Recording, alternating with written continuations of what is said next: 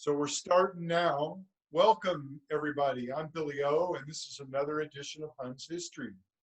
Tonight, we have a special guest, Hansel Johansson, who is my partner in crime on these Huns videos, is going to talk to us about his time with the Huns. Hansel, how you doing? I'm good. I'm good. Hey, you want a quick fact? Sure, That's not my real sure. name. Well, this is kind of your alter ego, Hansel Johansson. That's right. So, ladies and gentlemen, for posterity, his real name is Chris Hansen. I guess my first question, Hansel, is how does a guy have a nickname that's longer than his name? That's a great question. It was many, many, many moons ago on the practice concrete of Burnett Middle School, where I was a 27, 28-year-old kid who had decided to join a rugby team. And back then, my hair was a lot longer. It was about this long. I was about 20 pounds lighter. Uh, and so I had long blonde hair. And my last name being Hansen, and kind of a sports thing, coaches call you by your last name. Kirk Tate was my coach at the time. And I think he just messed up. And instead of calling me Hansen, he called me Hansel. And then he just stopped. And he was like, wait, Zoolander, Hansel. Boom. And from then on, I was Hansel. It just stuck. So that's the history of the nickname. And then Johansson, I didn't want to use my real last name because of my profession. So, Well, check. As they say, the rest is history. that's right. That's actually my family name that was changed 90 years ago. Well, regardless, I think Hansel Johansson's a pretty cool nickname, so it's obviously stuck. You started rugby kind of late in life. What year was that? It was 2006. And over the years, if I'm not mistaken, you've had every leadership position in this club. I think your key position on D1 was number 7, and you were involved in going from D2 back to D1. Why don't you kind of talk about some of those things as a player? Sure. Yeah, initially when I first joined the club, there were some older guys that were part of that undefeated team, and that I played with people like Wheezy, so Robert Moon, Brazina, some guys like that, who had been around a long time and had leadership positions, but were transitioning out. So I came on as assistant captain to Rob Moon. And one game, he decided to just stop playing. He actually broke a 6-pack of water bottles on the sideline, and we didn't see him again. So I transitioned into a captain's role and stuck with that role for 5 or 6 years before I, didn't want to do it anymore, basically. But the transition period, it was a good period. We had a lot of guys. We had the Wellborns. Drummond was already on the team. We had some key positions, and we had a good side for D2, and we really wanted to play to that top level. And so we had a conversation. I remember it very similar to the conversation we had about staying in D1. We had that conversation on the back porch of Nasty's. We used to drink a lot more beer in those days. So during the meeting, we all had a few pitchers, but we all, despite our state of mind, we all decided that that was the best move, and that we really wanted to transition to that top level to play there. So that's pretty much the history of it. It happened all in a day, and there we went. Well, that seems like a pretty gutsy move to me. I know back in 1980 when the Huns were dropped down from D1 to D2, it wasn't really even a relegation thing. The TRU just decided to have multiple divisions for bigger and smaller clubs, and the Huns really didn't get a voice in it. So for you guys to actively want to step back up is a big decision. And you guys had success in D1 after you moved up, didn't you? We did have some success. We had pretty good recruiting, especially from overseas, and that translated into some decent seasons, but we really never broke that kind of middle range, that 500 range. So despite who we would bring in or what key positions we would bring in. The teams like the Reds, the Griffins, who are now no more, but they were a pretty strong team in Dallas. The Quins at first, once Super League kind of ended, they tapered off, but the Blacks were always strong. So the minute we would think we would get the right pieces in place, other teams were doing the same thing. So it was really a race to recruiting. And those years were interesting because we would have some players come in from other countries, South Africa, Australia, and it was interesting to get those personalities and get that skill set in the club. Even if it didn't translate into winning, I think it really changed the mentality of the club. Just having players like that have been playing the game for so long and that we're over here, honestly, to kind of experience America, experience Austin, have a good time, but also had that mindset of what success looked like from that standpoint of, look, you play off the pitch hard, but you got to play on the pitch hard and you got to prepare for that. So it really changed us. And I'm glad that we were able to transition that D1 spot to attract players like that to our club. I saw some pictures at some point, though, that we still went to the playoffs at least one year. So that means that maybe the Blacks were ahead of us, but we had to finish ahead of the Reds and whomever else. Y'all were in Kansas City or something like that, weren't you? Yeah, the playoff structure was different in the past. Instead of getting your game set, there was a round of 32 that you wouldn't travel to. So we traveled to Aspen twice, we traveled to Denver, and we traveled to KC. And KC was really the closest we got. From where I'm sitting, it was probably the best team that I had played with.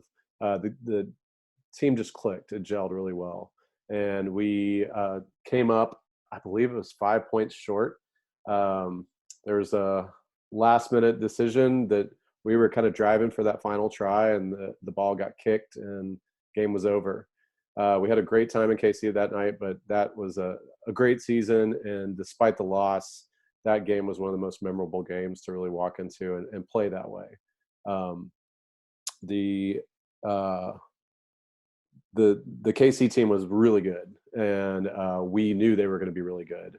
And so coming and playing in TRUs, and you kind of get used to your competition, it's hard to walk into a playoff situation. And you really don't know what to expect. It's not like we're trading tape with the other teams. You know, you kind of find what you can. You find out what you can from the record. But KC that year, I'm pretty sure, had blown everybody away in their conference. So walking into that game, we were just like, let's just go forth and do the best we can. And, you know, I remember we met up that day of the game and all had lunch together, and the attitude was not so much casual, but just like jovial, if you will. And it was a really great group of guys. And like I said, we just gelled really well together, socially and all on the field. So it was a great game, great match. Well, you know, that sounds really cool to me as a old guy and a fan. Obviously, whatever the playoff structure was, you qualified to make it out of TRU on several occasions and got to test yourself against other teams, and that's really what it's all about. Absolutely. Yeah, there was we used to have 4 teams leave and go play. So we actually ended up in Denver one year. I believe the Reds were playing Aspen and we were playing Denver Barbos, and we all met up at a local club in Glendale and had a great time together afterwards. So that was like the first time we got to hang out with the Reds, and we all decided the Reds were pretty cool. You know, the Denver Barbarians, who are also no more, were a great team back when I played. Yeah, they were good. They beat us by about, I believe it was 3 tries, but they handled us pretty well. And Aspen was just Aspen. Yeah. Bunch of mercenaries. The Barbarians would come down to the Austin and Houston tournaments and just beat the crap out of almost everybody. Yeah. They were really good. So the club won the national championship in 2017, which was both a good thing and a bittersweet thing, in that it's always great to win, and that was fun to see the Huns do that. But there's a little bit of a division in the club, I think that's fair to say, around some aspects of that. In 2018, we had a rebuilding year, and you got elected chairman, and we worked our way out of that. Kind of talk a little bit about 2018 to now. Sure. The the split, the HRM organization that kind of partnered with the Huns, it really, that's when I joined the board. So prior to my election as chairman, I decided to join the board, and it was more from a communication standpoint. Mitch Pryor and Justin Pigeon talked to me, and they really wanted to do more to get communication out to the club, and they didn't feel like they were doing an adequate job, and asked me if I could help with that. So that was the start of things like, and this was 2017, so that's when we started the different groups on Facebook. That's when we started to develop policies around our communication as an organization, and just kind of do some of the things that are still, luckily, continuing on these days. So that transition, it was rough. I mean, you had two organizations that had a lot of history together, the individuals, and when you try to deal with each other as entities, business entities, it's tough because personalities come into play, and feelings and emotions. And I think a lot of that period was dealing through those feelings and emotions and trying to find the right situation so that the two organizations could move forward. HRM also has, a person that is one of our landowners. So the communication was really difficult during that time, and it was very unfortunate, but we worked through that. We found the right person in our organization to communicate with them effectively, and we took out the emotional part of things. Things quieted down on the social media front and things like that. So a lot of it was just looking at our organization, looking at our goals from the past, and looking at what we wanted to continue and what we wanted to drop. Obviously, developing the Huns into a pro organization was dropped. So that was something that we all agreed that we can move on with our club organization, our 501c3, and not worry about developing that professional organization at this time. That's something that wants to get picked up later, absolutely. But we wanted to focus on club rugby. We decided to stop any overseas recruiting. We dropped our recruiting budget to zero, and we focused on the grassroots club, the club organization. And not only that, but we took what was, I hate to use the word oligarchy, but it's a small group running the club, and we took that and we really spread it apart. I don't think it was a bad thing the way it was done. I mean, for years, the club was run that way, and it was very successful. But in that rebuilding moment, when you had basically a brand new board of directors that had not done those jobs before, and a lot of the guys that had been doing it for years stepped away because of the controversy involved, we needed to spread out our responsibilities and have more eyes and more opinions on what was happening than just our own, because we didn't have a clue what we were doing. We were trying to figure out and on the fly. So we figured the more people involved, we're going to make the better decisions, because those decisions, they were weighed by the club. And so if you had club members making those decisions, obviously that would translate into happier people about the decisions being made. So I, for one, am very pleased with the way that restructuring worked. I think that it's evolved. We've actually added a couple of positions over the last couple of years. So not only did we look at it as a positive thing of spreading out that responsibility and that control of the organization and operations, but we actually added on to it, and we spread it out even more and more. And so, looking at where we are now, we have 30 plus guys in leadership roles, and that's pretty powerful, whether official or unofficial. We've got multiple business officer roles that are appointed by the board. We've got contractors. It's really changed the scope of the organization, and as you well know, it's added some stress and responsibility onto different people. But I think in the long run, it's made for a better organization and a happier organization. We started doing a survey a couple of years ago. The opinions increased year to year. We're pretty much at the top level where we can be. We're on a scale questions. People are satisfied. In fact, sometimes that's a bad thing, because people kind of step out and just enjoy what's going on. So I hope more people get involved, especially our younger players, but also our older players who did step away through those years, now see the success of the club and now see what's going on, and hopefully we'll jump back into those. I think that's a good recap. I mean, on the sidelines or in a support role, I know you have worked really hard to clean up policies and procedures, and write a set of policies and procedures so that if we all left, a subsequent board could pick that up and work from it. And it's now like 12 pages long. I mean, it's a very good series of job descriptions. But I also just want to get your thoughts on, we hired two Huns to be our head coach and our director of rugby, guys that I know you played with. And I think that's also something that we did at the same time that we stopped international recruiting. We focused on bringing Huns in and doing the Huns way. How about a couple of minutes just on those two positions and those two guys? It was important from my standpoint when I initially got on the board to bring Wheezy on as director of rugby. I knew his background. I knew he understood the things that Kirk had done in the years past, and we had all seen success in that and all kind of taken that to heart. That didn't mean Kirk is the end all be all. Of course, there's different things and that he's done that maybe we don't do anymore, but a lot of that philosophy, that big tent philosophy, was something that we thought was important that started with Pat Lockridge. So it's something that we wanted to continue, and having Luis in that role, not only because of his experience with the club, but his experience as a coach. So he had coached the Huns, he had coached the Valkyries, he was a couple of years into coaching them. And so he was very in tune with the world of rugby, TRU, USAR, the rules, the policies, and things like that. And so having him able to step into that role was really an easy way to transition from that 2018 year. Adam came on talking to Matt, and then he just came on and wanted to help out, basically.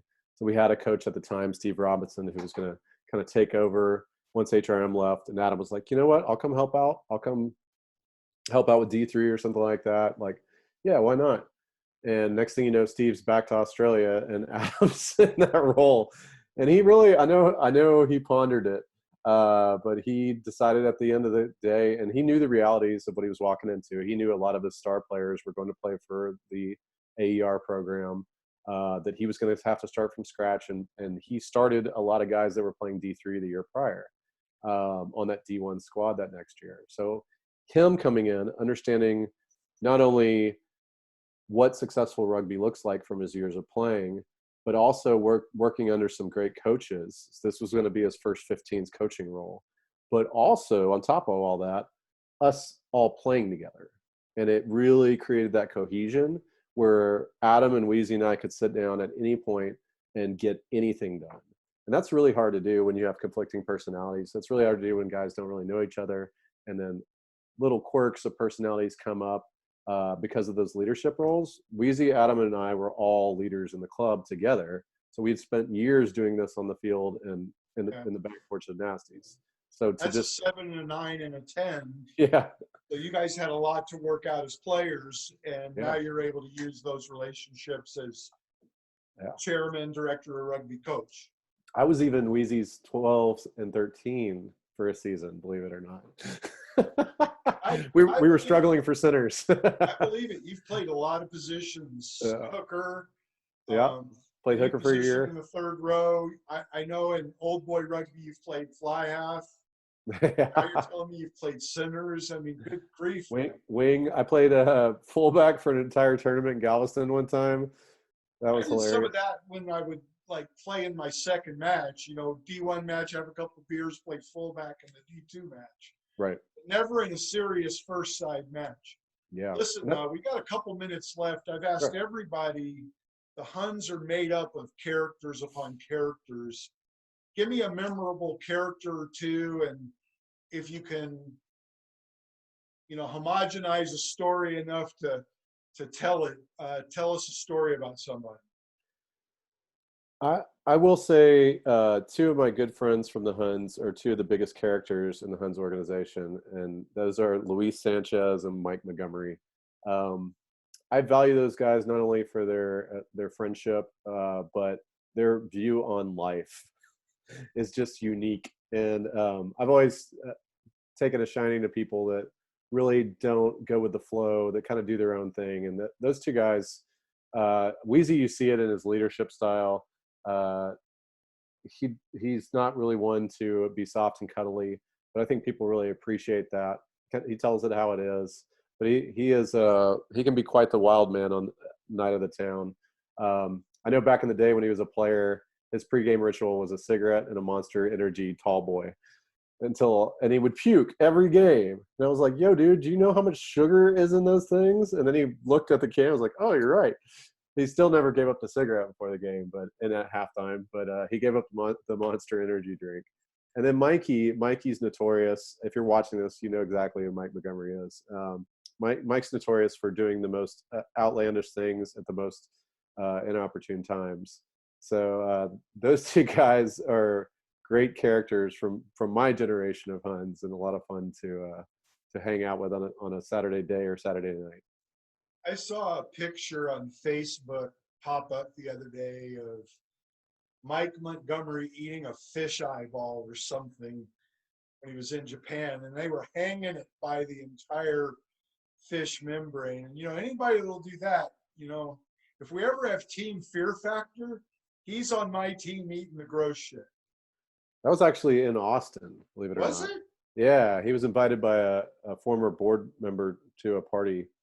And it was a very, not elitist, but it was definitely a higher social caliber than Mikey's used to. But obviously, Mikey doesn't care. And you probably saw at the end of the video where he's running around looking for a bathroom with his pants falling down around his ankles. That's just Mikey.